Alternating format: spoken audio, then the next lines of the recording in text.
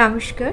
ঠাকুর শ্রী শ্রী রামকৃষ্ণ পরমহংসদেব এবং মা শারদার চরণে আমার সশ্রদ্ধ প্রণাম জানিয়ে ভিডিওটা শুরু করছি। আপনার জীবনেও কি এরকম ঘটনা ঘটেছে যে আপনি ঈশ্বরের কাছে অন্তর থেকে গভীরভাবে কিছু প্রার্থনা করেছেন, কিন্তু সেটা পূর্ণ হয়নি? তখন আপনার স্বভাবতই মনে হয়েছে যে অনেকে তো খুব সহজে অনেক কিছু পেয়ে যায়, আবার অনেকে অনেক পরিশ্রম করে ঈশ্বরের কাছে প্রার্থনা করে অনেক নিয়ম কানুন পুজো করে তাদের ভাগ্যে কিছুই হয়তো জোটে না। স্বভাবতই তখন মনে হয় যে আমাদের প্রার্থনা কি সত্যি সত্যি ঈশ্বরের কাছে গিয়ে পৌঁছয়, না সেটা আকাশেই হারিয়ে যায়? আপনার মনে যদি এইসব প্রশ্নগুলো থেকে থাকে, তাহলে আজকের ভিডিওটা আপনার জন্য। আপনি হয়তো মন থেকে একটু শান্তি চান, আপনি হয়তো আপনার সন্তানের সুস্থতা কামনায় ঈশ্বরের কাছে প্রার্থনা করেন, আপনি হয়তো একটু অর্থ কষ্ট থেকে মুক্তি পেতে চান, আপনার জীবনে হয়তো কোনো চাপা কষ্ট আছে, সেই চাপা কষ্ট থেকে আপনি মুক্তি পেতে চান বা রিলিফ পেতে চান। তবে সত্যি কথা কি জানেন? সত্যি কথা হচ্ছে ঈশ্বর শুধু মুখের কথা শোনেন না, ঈশ্বর শোনেন অন্তরের ভাষা। সেই জন্য আমাদের সব চাওয়া পূরণ হয় না। আজকের ভিডিওতে জেনে নেব কিভাবে প্রার্থনা করলে বা কিভাবে ঈশ্বরের কাছে চাইলে আপনার চাওয়াগুলো, আপনার মনের বাসনাগুলো পূর্ণ হবে। আজকে আমরা জেনে নেব কেন কিছু কিছু প্রার্থনা আমাদের পূরণ হয়, আবার কিছু কিছু প্রার্থনা পূরণ হয় না, সেগুলো অপেক্ষায় থাকে। ভিডিওটা শেষ পর্যন্ত দেখার অনুরোধ রইল। হয়তো শেষের কিছু কথাই আপনাকে জানিয়ে দেবে যে আপনার প্রার্থনা, আপনার চাওয়া এতদিন কেন পূর্ণ হয়নি। অনেক সময় মানুষ ভাবে, আমি এত করে ঈশ্বরের কাছে চাইলাম কিন্তু আমার প্রার্থনা পূর্ণ হলো না। আপনি কি সত্যি অন্তর থেকে চেয়েছিলেন, না শুধুমাত্র আবেগের বশে চেয়েছিলেন? কারণ মানুষের মন সবসময় অস্থির, অশান্ত। মানুষের স্বভাব হচ্ছে আজ সে যা চায়, দুদিন পরে সেই জিনিসটাই আবার সে চায় না। আবার আজ যেটা পেয়ে সে সুখী মনে করছে নিজেকে, সেই একই জিনিস 2 মাস পরে তার কাছে বিরক্তির কারণ হয়ে দাঁড়াচ্ছে। এই সংসারে আমাদের অনেক চাওয়া তৈরি হয় শুধুমাত্র ভয় থেকে, অভাবের ভয়, একাকিত্বের ভয়, অন্যের সঙ্গে তুলনা করে আমাদের যে সমস্যা হয়, সেখান থেকে একটা চাওয়ার ইচ্ছে তৈরি হয়। তাই আমরা অনেক সময়তেই অনেক কিছু চাই যেটা আমাদের প্রয়োজনই নেই। আমরা চাই মানুষ আমাদেরকে ভালোবাসুক, কিন্তু আসলে আমরা চাই স্বীকৃতি। কখনো আমরা অর্থ চাই, কিন্তু আসলে চাই নিরাপত্তা। কখনো আমরা সাফল্য চাই, কিন্তু আসলে চাই আমাদের খ্যাতি, যশ ইত্যাদি। আসল কথা হলো আমরা নিজের মনকে নিজেই চিনতে পারি না, আর এখান থেকেই শুরু হয় সমস্যার। যে নিজেই জানে না সে কি চায়, তাহলে তার প্রার্থনা কিভাবে পূরণ হবে? আমাদের প্রার্থনা পূরণ না হওয়ার আরেকটা কারণ হচ্ছে আমরা মুখে একরকম বলি, কিন্তু মনে ভাবি একরকম। অর্থাৎ ধরুন, আমরা মুখে বলছি যে আমরা পারব, কিন্তু মনে ভাবছি আমার দ্বারা সম্ভব নয়, আমার ভাগ্যে এসব কিছু নেই। এই কথা, এই ভাবনায় আমাদের অন্তরের শক্তিকে নষ্ট করে দেয়। আমাদের হৃদয়ের কথা আর ঈশ্বরের কানে গিয়ে পৌঁছয় না। কিন্তু এমন একজন মানুষ ছিলেন যিনি একটি অসম্ভব চাওয়া প্রার্থনা করেছিলেন এবং শেষ পর্যন্ত তিনি সফলও হয়েছিলেন। সেই গল্পটাই জেনে নেব। তবে তার আগে একটা প্রশ্ন আছে যে যখন মানুষ নিজের শক্তি দিয়ে সমস্ত কিছু চেষ্টা করেও হেরে যায়, তখন কি ঈশ্বর তাকে সত্যিকারের সাহায্য করে?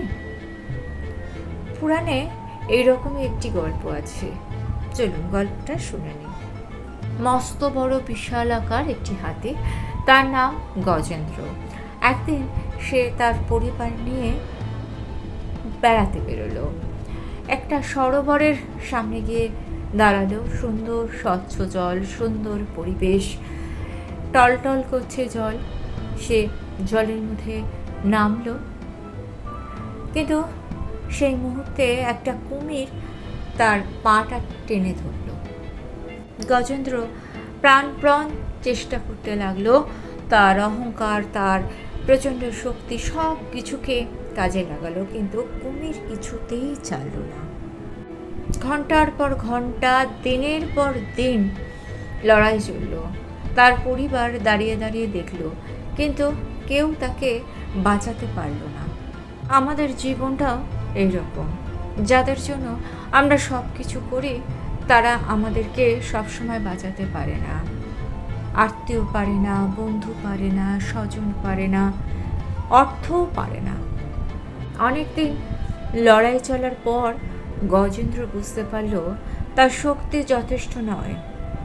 সে অহংকার ত্যাগ করল, আর জীবনে এই প্রথমবার সে ঈশ্বরের শরণাপন্ন হলো। সে ঈশ্বরকে প্রাণপণে ডাকল। সেই ডাক ছিল তার হৃদয়ের আর্তনাদ, তার অন্তর থেকে বেরিয়ে আসা আর্তনাদ। সে প্রাণপণে ঈশ্বরকে স্মরণ করে বলল, হে প্রভু, আমাকে রক্ষা করুন। আর সেই মুহূর্তে ভগবান বিষ্ণু ছুটে এলেন। ভগবান বিষ্ণু কেন ছুটে এসেছিলেন জানেন? কারণ ওই ডাকের মধ্যে কোনো অহংকার ছিল না, ছিল হৃদয়ের আরতি, ছিল পুরোপুরি আত্মসমর্পণ। এই ঘটনা আমাদেরকে শেখায় যে আমরা নিজেরাও কিন্তু এক এক সময় প্রার্থনা করি, কিন্তু আমরা আমাদের শক্তির প্রতি এতটাই কনফিডেন্স হয়ে যাই যে আমরা ভাবি যে এই কাজটা আমরা নিজেরাই করে নেব। আমরা চাই, কিন্তু পুরোপুরি আত্মসমর্পণ করি না। গজেন্দ্রর মতো যখন পুরোপুরি সমর্থন চলে আসে, পুরোপুরি আত্মনিবেদন চলে আসে, তখনই ঈশ্বর আসেন আমাদের প্রার্থনা পূরণ করতে, আমাদেরকে সাহায্য করতে। তাহলে কি শুধুমাত্র বিপদে পড়লে ঈশ্বরকে ডাকতে হবে? না, এখানে ঠাকুর শ্রী রামকৃষ্ণদেবের শিক্ষা আমাদেরকে পথ দেখায়। ঠাকুর সবসময় বলতেন, ব্যাকুলতা থাকলে ঈশ্বরকে পাওয়া যায়। এটা একটি গভীর বাণী। ব্যাকুলতা মানে এতটাই হৃদয় আকুল হয়ে ওঠে যে সে পুরোপুরি ঈশ্বরের কাছে নিজেকে সমর্পণ করে দেয়। এই ব্যাকুলতার ব্যাখ্যা ঠাকুর খুব সুন্দরভাবে দিচ্ছেন। ঠাকুর বলছেন যে ব্যাকুলতা থাকতে হবে একটা অবোধ শিশুর মতো। একটি শিশু তার মাকে দেখতে না পেলে যেভাবে ব্যাকুল হয়ে কাঁদে, ঠিক সেই রকমের ব্যাকুলতা প্রয়োজন। ঠাকুর অনেক সময়তেই বুঝিয়েছিলেন যে যেখানে মায়া বেশি সেখানেই কিন্তু কষ্ট বেশি, দুঃখ বেশি। আসলে আমরা অনেক সময়তেই এমন কিছু চাই যেটা হয়তো শুধুমাত্রই আমাদের আসক্তি। সেটা কারোর প্রতি ভালোবাসা হতে পারে, কোনো সাফল্য হতে পারে, খ্যাতি হতে পারে। আসলে আমরা যখন কোনো কাজ করি তখন সেই কাজের ফল হিসাবে আমরা মনের মধ্যে একটা প্রত্যাশা করি। আমরা নিজেদের কল্পনার জগতে সেই ফলটাকে ভেবে রাখি, কিন্তু বাস্তবে যখন ফলটা আমাদের মনের মতো হয় না, অর্থাৎ প্রত্যাশাটা পূরণ হয় না, তখনই আমাদের মনে কষ্ট হয়, তখনই আমরা ভাবি আমাদের প্রার্থনা পূরণ হলো না। ঠাকুর আমাদের শেখাচ্ছেন ঈশ্বরের ওপর ভরসা করতে শিখতে। আমরা যা চাই, আমাদের চাওয়াটাকে আমরা ঈশ্বরের ওপর ভরসা করে ছেড়ে দিই না। আমরা এটা যদি না করি, সেক্ষেত্রে আমাদের দুঃখ আসে, কারণ ঈশ্বর আমাদের যেটা দেন সেটা কিন্তু আমাদের ভালোর জন্যই দেন। ঈশ্বর কখনো আমাদের খারাপ চান না, আমাদের যাতে ভালো হয় তিনি সেইভাবেই আমাদের সব কিছু দেন। কিন্তু আমরা আমাদের চাওয়াটাকে ঈশ্বরের উপর ছেড়ে দিতে পারি না। আমরা আমাদের চাওয়াটাকে আমাদের মনের মতো করে তৈরি করি, আর যার ফলে আমরা মনে দুঃখ পাই, মনে হয় আমার চাওয়াটা পূরণ হলো না। কিন্তু আমরা বর্তমানটাকে দেখতে পাই, ভবিষ্যৎ আমরা দেখতে পাই না। ঈশ্বর কিন্তু ভবিষ্যৎ দেখতে পান। তাই আমাদের চাওয়াগুলোকে তিনি তখনই পূরণ করেন যে চাওয়াটায় আমাদের মঙ্গল হবে, ভবিষ্যতের মঙ্গল হবে। আমরা হয়তো এমন জিনিস চাইছি যেটা আজকে হয়তো আমার ভালো লাগবে, কিন্তু ভবিষ্যতে গিয়ে তার কুফল আমাকে ভোগ করতে হবে। তাই আপনার চাওয়াটা ঈশ্বরের ওপর ছেড়ে দিন, ঈশ্বরের ওপর ভরসা রাখুন। একটি শিশু যদি আগুন নিয়ে খেলতে শুরু করে, আগুনের দিকে এগিয়ে যায়, তখন তার পিতামাতা কী করে? পিতামাতা কি তাকে আগুন নিয়ে খেলতে দেয় না, আগুনটা সরিয়ে দেয়। শিশুটা ভাবে যে আমার পিতামাতা আমাকে আগুনটা দিল না। আসলে তার পিতামাতা তাকে আগুন থেকে রক্ষা করে। ঈশ্বরও তাই, ঈশ্বর আমাদেরকে রক্ষা করছেন, সব সময় রক্ষা করছেন। তাই আমাদের যাতে ভালো হবে, যে পাওয়াটা আমাদের জীবনে মঙ্গলময় হবে, ঈশ্বর আমাদের সেইটাই দেন। তাহলে এখন প্রশ্ন হচ্ছে, কিভাবে চাইব? কিভাবে চাইলে আমাদের চাওয়াটা পূরণ হবে? এর উত্তর ভগবান শ্রীকৃষ্ণ গীতাতে দিয়েছেন। ভগবান শ্রীকৃষ্ণ বলছেন, তোমার অধিকার কর্মে, ফলে তোমার কোনো অধিকার নেই। কথাটার অন্তর্নিহিত অর্থ হচ্ছে, আমরা যেরকম কাজ করব, আজ যেরকম কাজ করব, ভবিষ্যতে সেই অনুযায়ী ফল পাবো। অর্থাৎ আজ যদি আমরা ভালো কাজ করি, তার ফল আমরা ভবিষ্যতে ভালো পাবো। তাই আমরা যদি নিজের কর্মের ওপরে ফোকাস করি, নিজের কর্মটুকু ঠিকঠাক করি, পরিশ্রম করি, সৎপথে থাকি, তাহলে ভবিষ্যতে আমাদের জন্য ভালো ফলই অপেক্ষা করছে। আর কর্ম যদি খারাপ হয়, তখন অবভিয়াসলি ফলটাও খারাপ হবে। তাই কি হবে, কি কাজের ফল কি হবে, সেটা এখন থেকে না ভেবে শুধু কাজটাকে প্রাধান্য দেওয়া উচিত। গীতায় শ্রীকৃষ্ণ আরও একটি উক্তি দিচ্ছেন, উপদেশ দিচ্ছেন আমাদেরকে, যে যিনি সর্বাকচিত্তে আমাকে স্মরণ করেন, আমার উপর ভরসা রাখেন, আস্থা রাখেন, আমি তার দায়ভার নিজে বহন করি। এ এক অসীম আশ্বাস, কিন্তু এর শর্ত হচ্ছে একাগ্রতা, বিশ্বাস, সততা। শুধুমাত্র মুখের প্রার্থনা নয়, শুধুমাত্র দুটো ঠোঁট নড়লেও সেই প্রার্থনা নয়, অন্তরের প্রার্থনা চাই। আর এই অন্তরের প্রার্থনার জন্যই প্রয়োজন শ্রী মা শারদার উপদেশ। মা সবসময় বলছেন, যদি শান্তি চাও তাহলে কারোর দোষ দেখো না, দোষ দেখো শুধুমাত্র নিজের। এখানে দোষ দেখো নিজের মানে যে উপর কথাটা, যে শুধুমাত্র নিজের দোষ দেখো তাই নয়, এখানে দোষ না দেখার অর্থ হচ্ছে আপনাকে কেউ যদি কিছু বলে সেটা আপনি মনের মধ্যে যদি রেখে দেন, সেই কারণে আপনার মন অশান্ত হবে, আর সেটা আপনার মনের পক্ষে বিষের সমান হবে। কারো দোষ না দেখা অর্থাৎ ক্ষমা করার অর্থ হচ্ছে নিজের মনের যে বিষ, সেই বিষটাকে ত্যাগ করে দেওয়া। মা বলছেন, এ জগৎ আপনার, এ জগতে সকলকে ভালোবাসুন। এই কথাগুলো এখানে বলার কারণ হচ্ছে যে অনেক সময়তে আমরা নিজের মনের কারণেই অশান্তিতে ভুগি। আমাদের নিজের মান, অভিমান, অশান্তি, এই কারণে আমরা নিজেদের মনের দরজাগুলো বন্ধ করে দিই। যে মন অশান্ত, সেই মন ঈশ্বরের পায়ে নিজেকে সমর্পণ করতে পারে না। তাই মা বলছেন, আগে নিজেকে ভালোবাসো, নিজেকে চেনো।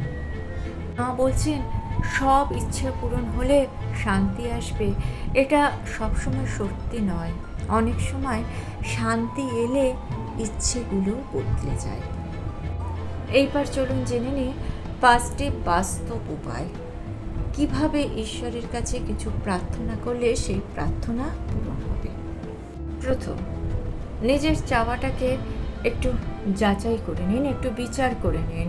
নিজেকে প্রশ্ন করুন যে আমি কি এই প্রার্থনাটা ভয় থেকে করছি, না আমার সত্যি এটা প্রয়োজন আছে। দ্বিতীয়, প্রত্যেক দিন নীরবে একটু সময় হলেও ঈশ্বরের কাছে প্রার্থনা করুন।